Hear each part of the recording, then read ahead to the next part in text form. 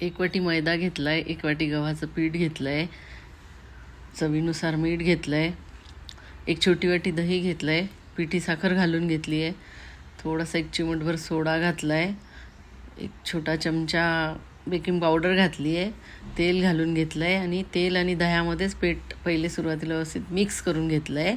नंतर हाताला सोसेल असं गुणगुणं पाणी घ्यायचं आहे आणि त्या गुणगुण्या पाण्यामध्ये पीठ व्यवस्थित मळून घ्यायचं आहे. आपण चपातीसाठी करतो तसा गोळा मळून घ्यायचा आहे.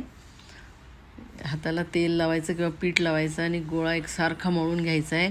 एक 5 मिनटं तरी त्याला व्यवस्थित असं मळून घ्यायचं आहे, रगडून रगडून मळायचं आहे. गोळा छान सॉफ्ट होईपर्यंत मळून घ्यायचा आहे. पाहिजे तर परत हाताला तेल लावायचं आणि 5 मिनटं असाच गोळा मळून घ्यायचा आहे. गोळा एकदम व्यवस्थित एकजीव झाला आहे. त्याला थोडंसं तेल लावून एक 10-15 मिनटासाठी झाकून ठेवायचं आहे. 10 मिनटं झाले, गोळा व्यवस्थित मुरला आहे. त्याला आता पोळपाटावरती घ्यायचं आहे. परत त्याला थोडंसं एकजीव करून घ्यायचं आहे.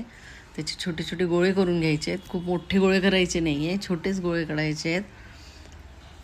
पोळपाटावरती थोडासा मैदा लावून घ्यायचा आहे आणि असं लांबट आकारामध्ये त्याची चपाती लाटून घ्यायची आहे.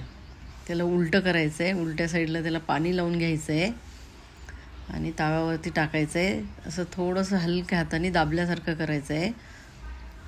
त्याला असे बबल्स येऊ द्यायचे. बबल्स आल्यानंतर त्याला उलट्या साईडला मी भाजून घेतलं होतं. माझ्याकडे दांडीचा तवा नाही आहे. हा तवा थोडा रिस्कीच आहे, पण मी प्रयत्न केला आहे. दुसरा पण नान मी असाच लाटून घेतला आहे. जास्त जाड करायचं नाही आहे आणि खूप पातळ पण नाही ठेवायचं आहे. याला पण उलट्या साईडला करून घ्यायचं आहे. पाणी लावून घ्यायचं आहे त्याला सगळीकडनं व्यवस्थित, म्हणजे तव्याला तो नान चिटकेल. थोडं हलक्या हाताने दाबून घ्यायचं आहे.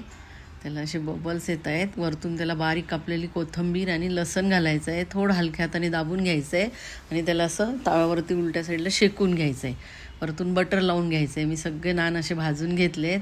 माझ्याकडे कांद्याचं बी होतं, मी ते पण घातलं आहे. तुमच्याकडे असेल तर तुम्ही घालू शकता. सगळे नान तयार झाले.